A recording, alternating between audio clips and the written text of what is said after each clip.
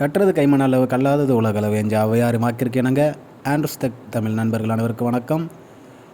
இன்றைக்கி நீங்கள் பார்க்க போகிற வீடியோ கண்டிப்பாக உங்களுக்கு மிகவும் பயனுள்ளதாக இருக்கும். வீடியோ ஸ்கிப் பண்ணாமல் கடைசி வரை பாருங்கள்.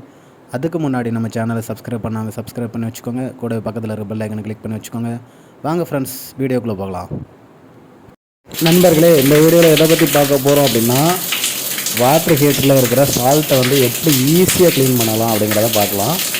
இது வெர்டிக்கல் மாடலில் மட்டும்தான் இப்படி நீங்கள் ஈஸியாக க்ளீன் பண்ண முடியும். ஸோ இந்த மாதிரி வெர்டிக்கல் மாடல் வாட்டர் ஹீட்டரில் ஃபஸ்ட்டு உங்களோட அந்த ஹீட்டிங் எலமெண்ட்டை ரிமூவ் பண்ணிக்கோங்க. ரிமூவ் பண்ணிவிட்டு ஆல்ரெடி இன்லெட் அவுட்லெட் பைப்பை அப்படியே இருக்குது பார்த்தீங்களா, அதில் இன்லெட்டை மட்டும் ஓப்பன் பண்ணி விட்டிங்க அப்படின்னா தண்ணி உள்ளே அடிக்கிற அடியில் எல்லா சால்ட்டையும் பிச்சுக்கிட்டு வெளியே வந்துடும். இது ஒரு 5 நிமிஷம் நீங்கள் ஓப்பன் பண்ணி விட்டிங்கன்னா போதும், டேங்கில் இருக்கிற எல்லா சால்ட்டுமே வெளியே வந்துடும். ஈஸியாக நீங்கள் உங்களோட மிஷினை கீழவே இறக்க வேண்டாம். வாட்டர் ஹீட்டர் கீழே இறக்காமலே நீங்கள் இந்த மாதிரி ஈஸியாக க்ளீன் பண்ணிடலாம்.